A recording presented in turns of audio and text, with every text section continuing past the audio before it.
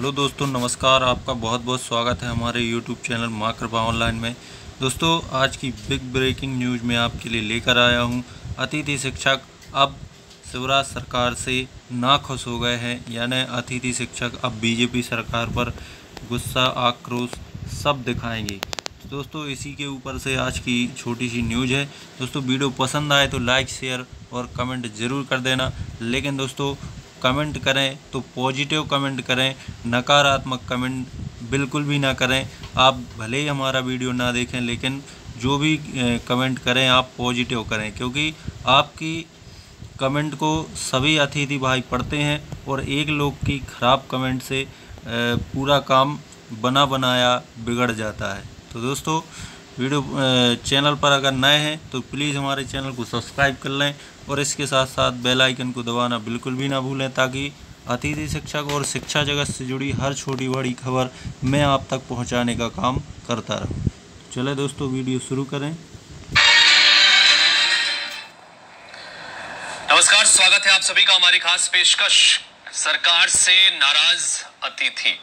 मध्य प्रदेश में सरकार भले ही बदल गई हो, लेकिन अतिथि शिक्षकों की मांगों पर भी विचार अभी तक न पहले सरकार ने किया और न अब की सरकार द्वारा अब तक कुछ किया गया है।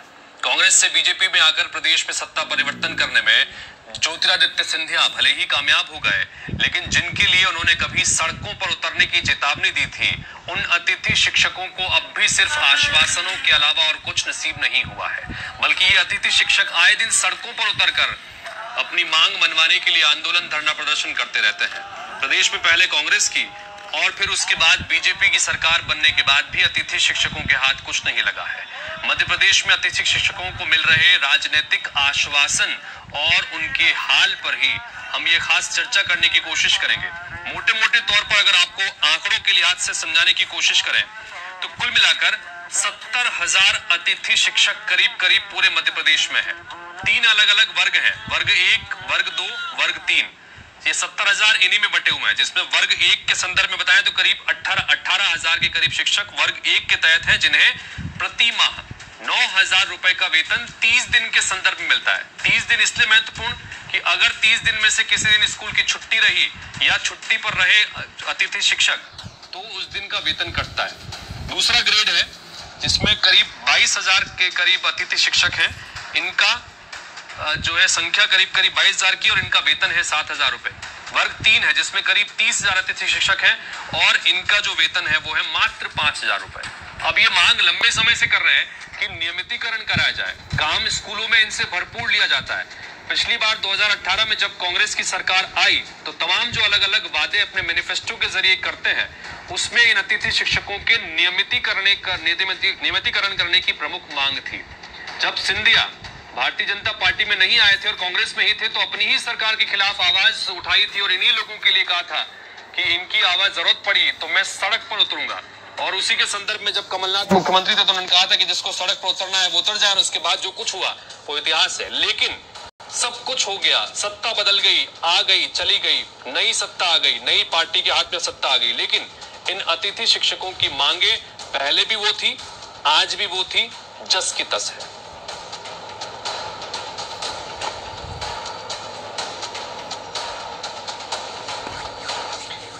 चलिए, तो ये कुल मिलाकर मुद्दा आपको समझाने की कोशिश मैंने की कि ये क्या मामला है। लंबे समय से चला आ रहा है, लंबे समय से मांग हो रही है, सियासत जमकर हुई है, सत्ता आना जाना सब कुछ हो गया, लेकिन अब तक इनकी मांगे पूरी नहीं हो पाई हैं। इस पर बातचीत करने के लिए मेरे साथ में 3 खास मेहमान जुड़ रहे हैं। सबसे पहले अखिलेश शुक्ला जी हैं, जो कि प्रवक्ता हैं मध्य प्रदेश अतिथि शिक्षक संघ के। साथ ही मेरे साथ में भारतीय जनता पार्टी की तरफ से, सरकार की तरफ से अपना पक्ष रखने के लिए विकास बोंद्रिया जी हैं, जो कि भारतीय जनता पार्टी के प्रवक्ता हैं। और मेरे साथ में कांग्रेस पार्टी के प्रवक्ता के रूप में अवनीश बुंदेला जी हैं। आप तीनों का बहुत बहुत स्वागत है। सबसे पहले मैं अखिलेश जी आपसे ये जानना चाहूंगा कि अतिथि शिक्षकों से कई सारे वादे हुए, चाहे वो भारतीय जनता पार्टी की तरफ से हुए या इससे पहले कांग्रेस पार्टी की तरफ से हुए, लेकिन वादे कभी पूरे हुए नहीं, फिर आपको धरना प्रदर्शन करना पड़ रहा है। आज की वर्तमान स्थिति क्या है? सर, लगभग 12 साल से हम लोगों पर सरकार कर रही है और बीजेपी सरकार ही हमें सत्ता पर नहीं है। हम लोग जब बीजेपी सरकार की गई है, उस समय मानदेय पहले 500 रुपये प्रतिमाह दिया जाता था। उसके बाद धीरे धीरे हम लोग मानदेय तो जैसा कि आपने बता दिया, में हम लोग को 2500 रुपए, वर्ग 2 में 3500 रुपए और वर्ग 1 में 4500 रुपए दिया जाता था। यह हम लोग का कार्य कई सालों तक हम लोग की निरंतर मांग चलती रही। संविदा शिक्षकों की उस समय सेम वेतन था हम लोगों के बराबर, उनका भी उनकी पद बढ़ा, उनका वेतन बढ़ा।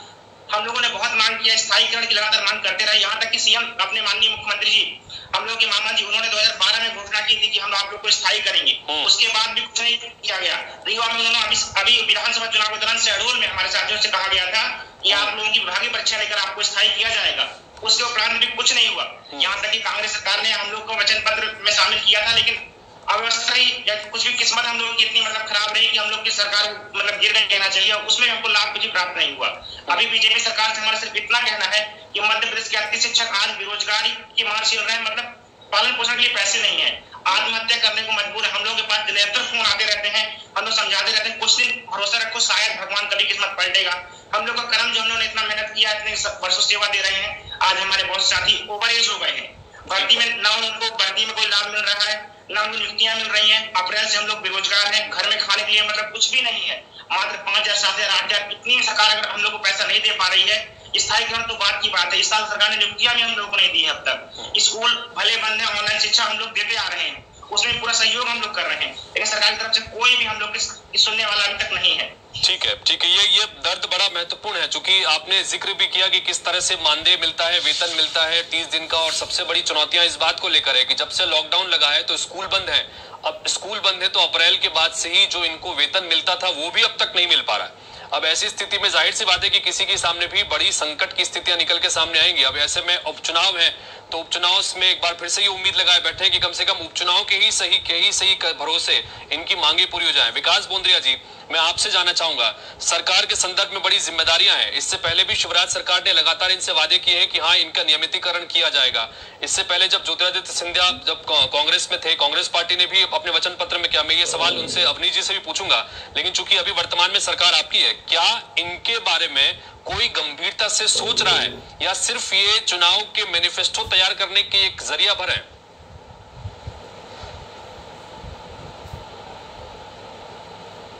विकास जी, बीजेपी के कार्यकर्ताओं का वेतन था 1500 रुपए। जी हेलो जी विकास जी, अपनी बात रिपीट कीजिएगा, आपकी आवाज कट के मेरे पास आ रही थी। विकास जी, मैं ये निवेदन कर रहा हूँ जी, जो मदद हो सकती थी, जो वृद्धि हो सकती थी, वो हमने की है। इन्होंने इस बात का जिक्र भी किया। हाँ। हमने तो आपको याद होगा 2017 में कितना बड़ा फैसला लेके किया था अध्यापकों के सिलसिले में।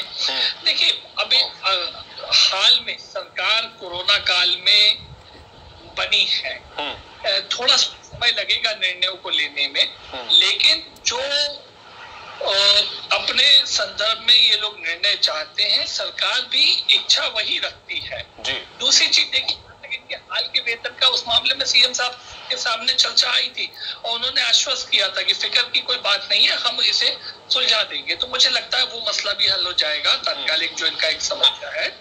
और देखिए, कांग्रेस वादे इनसे करके शायद इन्होंने वोट उन्हें दिया होगा, लेकिन उसके अंजाम को इन्होंने समझ लिया कि कांग्रेस का उसके प्रति कोई भी ध्यान नहीं था। ज्योतिरादित्य सिंधिया जी चाहते थे कि वो वचनों को वो सरकार पूरा करे। इन्होंने कमलनाथ जी का ये कहना कि सड़क पे आ जाए ज्योतिरादित्य जी, इससे पता लगता है कि सरकार की कोई गंभीरता नहीं थी। गंभीर सरकार को जाना ही चाहिए था, वो सरकार चली गई है। अब शिवराज जी की भारतीय जनता पार्टी की सरकार है, वो विधि सम्मत कार्यक्रम तैयार करेगी ताकि इनको आश्वस्ता के साथ में जो भी इनके अधिकार हैं, हक हैं, वो मिल सके। विकास जी, चूंकि आपने सिंधिया जी का जिक्र किया, सिंधिया जी ने बड़े पुरजोर तरीके से इनका समर्थन किया था। ये कहा था कि अगर जरूरत पड़ेगी तो मैं सड़क पर भी उतर जाऊंगा। और उसके बाद कमलनाथ जी ने जो कुछ भी जवाब दिया और उसके बाद जो कुछ हुआ वो किसी से छिपा नहीं है। अब सिंधिया जी आपके साथ में हैं, सांसद बन चुके हैं, तो क्या भारतीय जनता पार्टी के लिए भी अब ये मुद्दा महत्वपूर्ण रहा है या नहीं रहा है? देखिए, हमारे लिए तो ये महत्वपूर्ण मुद्दा शुरू से था। देखिए, शिक्षा को बेहतर बनाना है तो हम समझते हैं कि उसमें शिक्षकों की, अध्यापकों की क्या रोल होना चाहिए, भी क्या चिंताएं सरकार को अपने तय लेनी चाहिए ताकि वो बच्चों को अच्छी शिक्षा दे सके। देखिए, हमारे लिए मसला केवल एक समूह को उसके अधिकार या वो जो अधिकार डिमांड कर रहा है उसके प्रति आश्वस्त करना देना नहीं है। शिक्षा का बच्चा जब ऐसे उपाय किए जा सकेंगे तो देखिए, हमने तो बड़ा स्पष्ट रुख पहले भी अपनाया था, लेकिन सिंधिया जी ने इस संदर्भ में इनसे और कमलनाथ जी से क्या चर्चा की, वो था कांग्रेस का स्पष्ट घोषणा पत्र।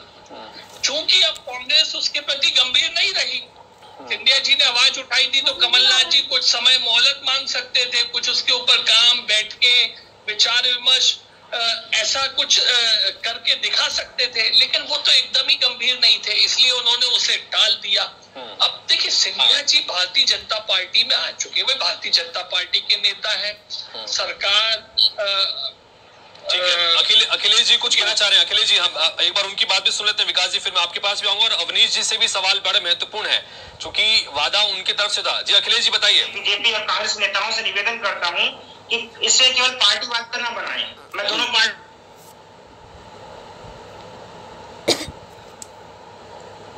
जी अखिलेश जी बताइए। सर, मैं बीजेपी के बच्चों को हम लोगों ने पढ़ाया, कांग्रेस के बच्चों को भी पढ़ाया। ये इसमें केवल एक दूसरे का आरोप प्रत्यारोप लगाकर हम लोगों का जो हित है, हम लोग का जो हक है, सरकार उसको न छीने हमसे। मैं बहुत निवेदन करता हूँ, मेरे बहुत साथी आत्महत्या कर चुके हैं और हम बहुत मजबूर हो चुके हैं।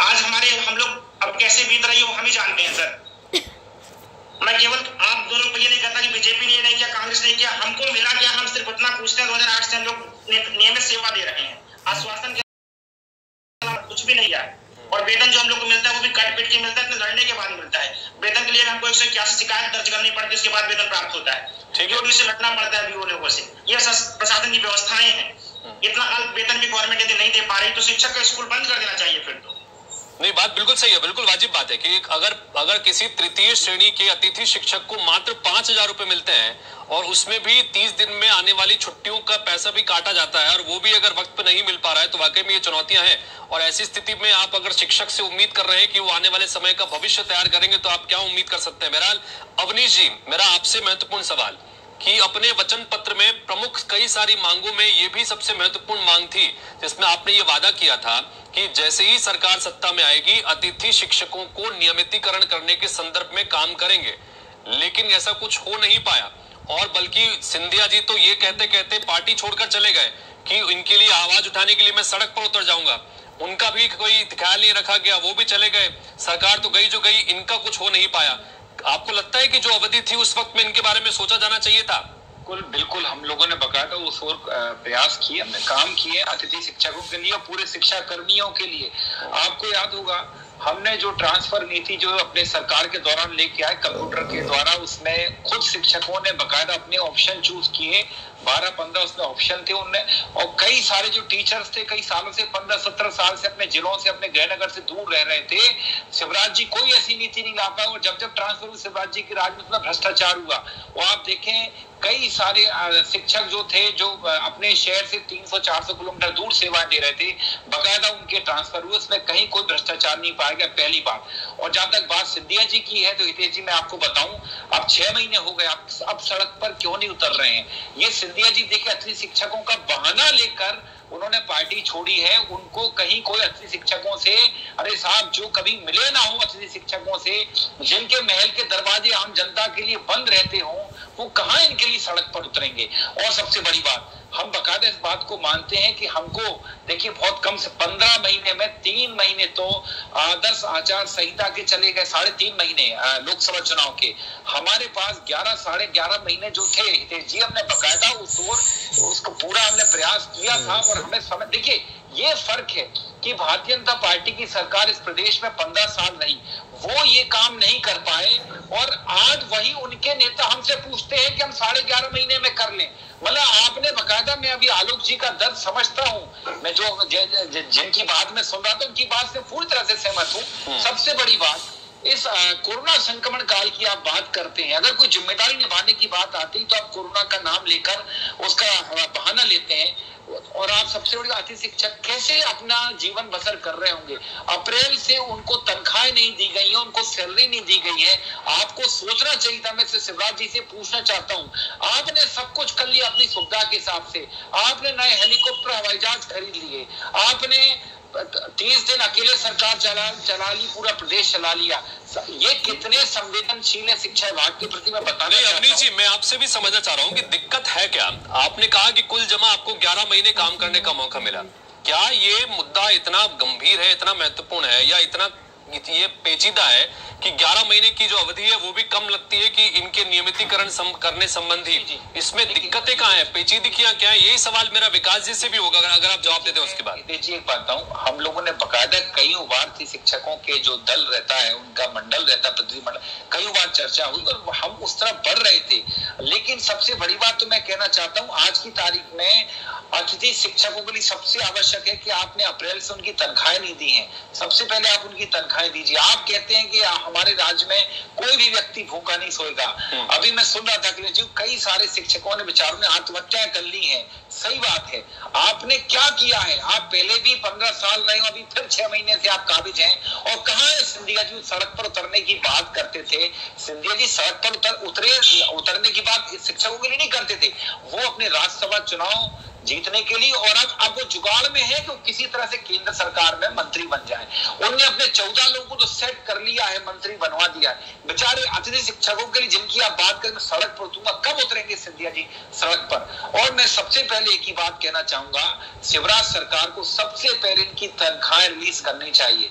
ये ऑनलाइन शिक्षा दे रहे हैं, अपनी सेवाएं दे रहे हैं, सबसे पहले आपको इनकी तनख्वाहें क्यों अब तक रिलीज नहीं की? आप तो 20 लाख करोड़ का पैकेज भी आ गया मोदी सरकार के द्वारा, किसको लाभ मिला, मैं पूछना चाहता हूं। ठीक है विकास जी, ये वाकई में गंभीर बात है। चलिए, मैं जो सवाल मैंने अवनीश जी से किया था मैं करता हूं कि पेचीदगियां है क्या, दिक्कतें क्या है वाकई में? क्या सरकार के सामने माली हालत जो है वो एक चुनौती है, अर्थव्यवस्था के स्तर पर आर्थिक जो स्थितियां हैं वो एक चुनौती है, क्योंकि कहीं ना कहीं अपने कर्मचारियों का जो डीए था उस पर भी वृद्धि में भी रोक लगा के रखी है, एरियर्स उन्हें देना है उस पर भी अभी रोक लगा कर रखी हुई है, कोरोना काल है।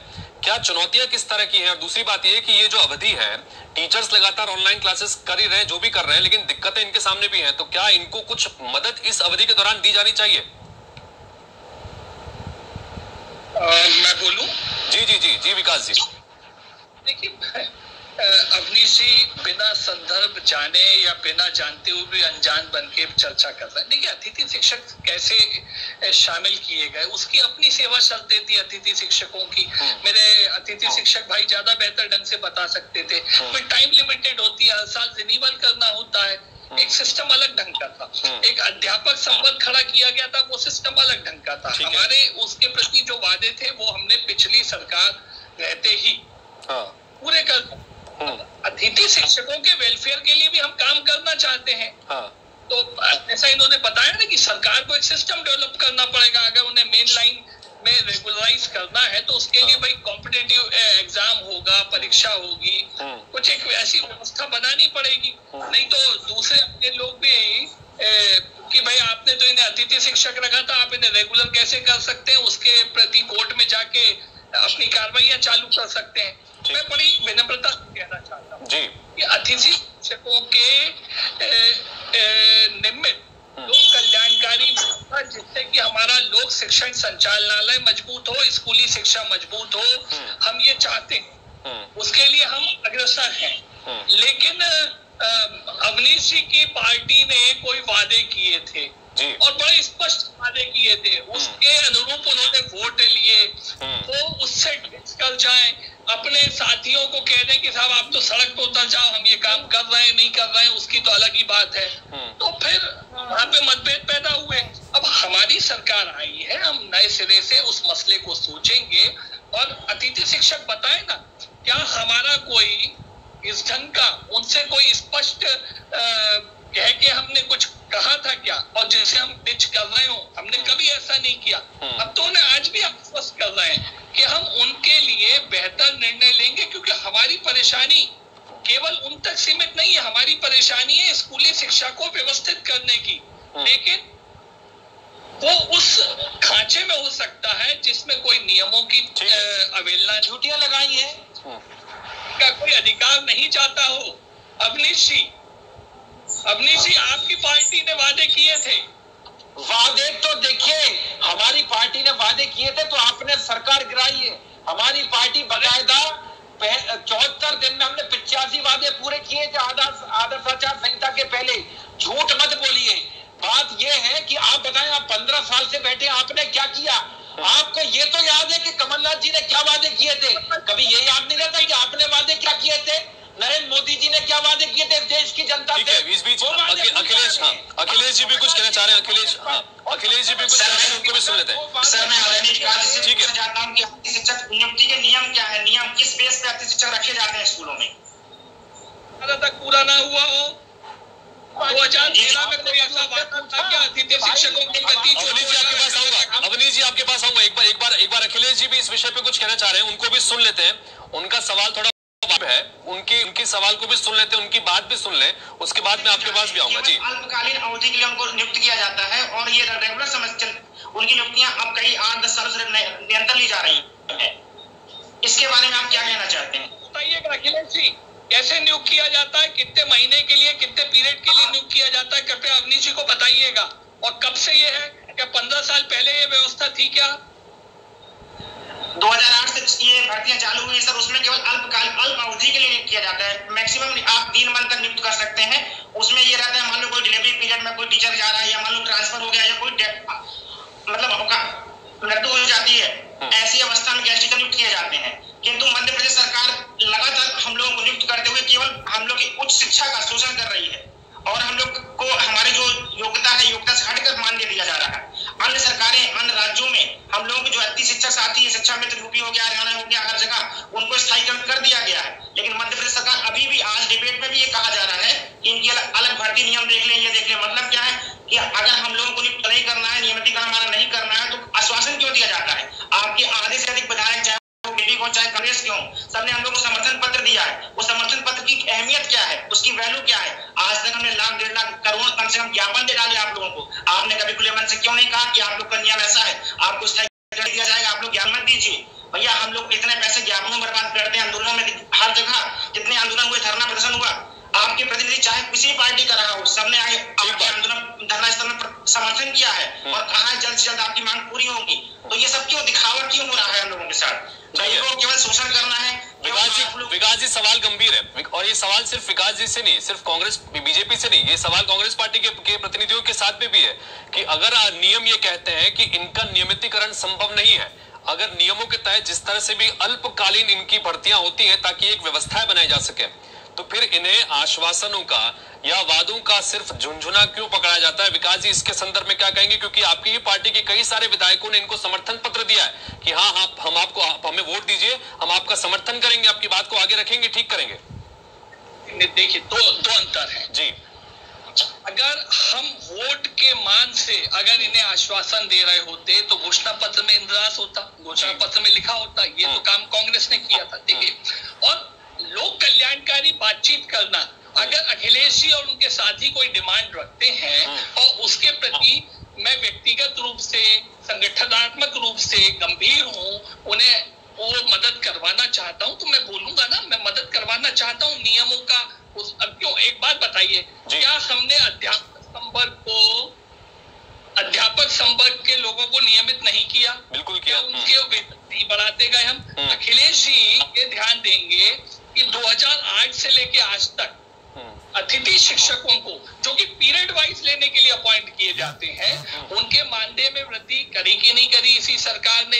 ये किसके तहत करी? क्या अखिलेश जी ने मांग करी तभी करी क्या केवल? अरे सरकार खुद सोचती है कि एक योग्य शिक्षक, भले वो अतिथि हो, पढ़ाने आ रहा है, तो एक उसे मुनासिब राशि देनी पड़ेगी। और देखिए, उसमें उन्हें नहीं दिया जा रहा है। हम लोग तो समान वेतन कई जगह लागू हो चुका है, लेकिन मध्य प्रदेश में कुछ भी नहीं दिया जा रहा है। आप हमारा 8 माह सेवा काल ले रहे हैं, काम ले रहे हैं, समान वेतन मध्य प्रदेश में लागू करिए आप उसमें। हम लोग को 8 माह भी उनके बराबर हम भी तो काम कर रहे हैं। योग्यता आपको चाहिए, आप बोले नियम से ही करिए।